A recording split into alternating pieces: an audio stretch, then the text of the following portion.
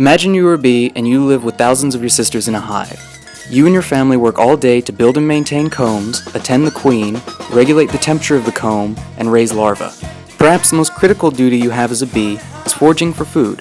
Foraging bees work hard to gather nectar used to make honey and pollen from flowers. However, an average bee will only produce 1/12 of a teaspoon of honey in its life. To make a pound of honey, it is estimated that foraging bees have to fly 55,000 miles and access 2 million flowers. It is crucial to the success of the hive that foraging bees be successful in gathering resources. So Hive got a question for you. If foraging bees find an abundance of resources, how can they communicate to other bees where they are? Aristotle observed that a bee would visit a flower, fly back to its hive, and return with 3 or 4 companions. So how does a bee communicate this information with its sisters? You may not believe it, but the answer is dancing. First described by Austrian scientist Karl von Frisch, the waggle dance is employed by foraging bees who wish to alert other bees to the location of flower resources. Unlike your friend at the club, who can only communicate how drunk he is by dancing, bees are able to communicate a large amount of information by dancing this way. So how do bees do it? Upon returning from foraging, a bee will find other foraging bees in the hive and begin to dance. The bee orients itself on the vertical comb with its body parallel to the vertical axis of the hive. Using sensory hairs on its neck, the bee is then able to adjust its angle and begin the dance.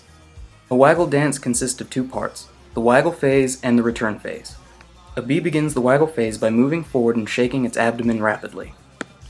The bee then begins the return phase by circling back to where the dance began. The bee can repeat this pattern more than 100 times before she stops dancing. So how can an observing bee see this dance as directional information? Let's look at each component of the dance. The angle of the waggle phase corresponds to the direction of the resource in relation to the sun outside the hive.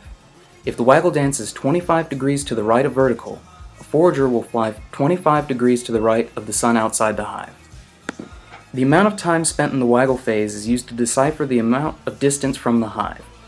Each second spent in the waggle phase is equivalent to about 1 kilometer from the hive. The dancing bee also releases scents into the air while dancing. The amount of chemicals released corresponds to how many bees will leave the hive to forage.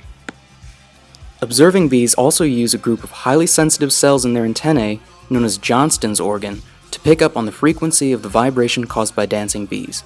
The frequency of the vibration caused by waggling is related to the quality of the location being described. The number of times the dance is repeated is also an indication of quality. A resource that is only moderately rewarding will result in fewer repetitions of the waggle dance than a resource that is highly rewarding. So there you have it. Bees communicate by dancing. No, I'm not pollen your leg. While there are slight variations between species, all honeybees use this dance to communicate. Thanks for listening to me drone on. So this will be the end of our presentation.